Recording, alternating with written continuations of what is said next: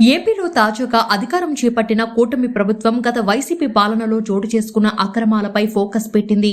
ఇందులో భాగంగా వరుసగా శ్వేతపత్రాలను విడుదల చేస్తుంది. దీనికి కొనసాగింపుగా ఇవాళ అసెంబ్లీ వేదికగా మరో కీలక నిర్ణయం తీసుకుంది. గత ప్రభుత్వంలో జరిగిన భారీ అక్రమాలకు సంబంధించి తొలిసారి సిఐడి దర్యాప్తుకు ఆదేశించింది. ఈ మేరకు సీఎం చంద్రబాబు అసెంబ్లీలో ప్రకటన చేశారు. ఏపీలో గత వైసీపీ ప్రభుత్వం తీసుకొచ్చిన ఎక్సైజ్ విధానంపై ఇవాళ అసెంబ్లీలో చంద్రబాబు శ్వేతపత్రం విడుదల చేశారు. అప్పట్లో మద్యపాన నిషేధం చేస్తామని చెప్పి మద్యం షాపుల్ని తోలుత తగ్గించి ఆ తర్వాత ఎలా పెంచారో చంద్రబాబు వివరించారు. అలాగే నాసిరకం కొత్త బ్రాండ్లు తెచ్చి ప్రజారోగ్యాన్ని ఎలా దెబ్బతీశారో వెల్లడించారు. దీని ద్వారా వైసీపీ నేతలకు చెందిన డిస్ట్రిబ్యూటర్లకు ఎలా మేలు జరిగిందో పేర్కొన్నారు. గతంలో మద్యం ధరలు ఇష్టారాజ్యంగా పెంచారని, వాటి ద్వారా మద్యం అమ్మకాలు తగ్గుతాయని ప్రజల్ని వైసీపీ సర్కార్ నమ్మించిందని సీఎం చంద్రబాబు తెలిపారు.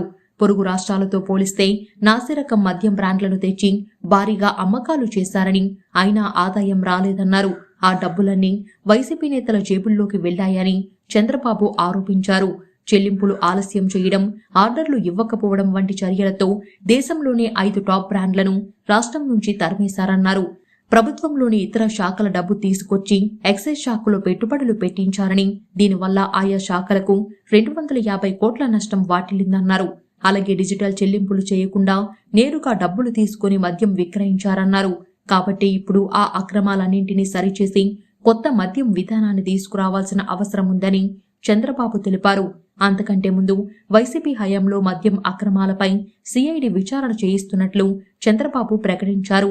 మొత్తం నగదు లావాదేవీలపై ఈడీకి కూడా ఫిర్యాదు చేస్తామన్నారు.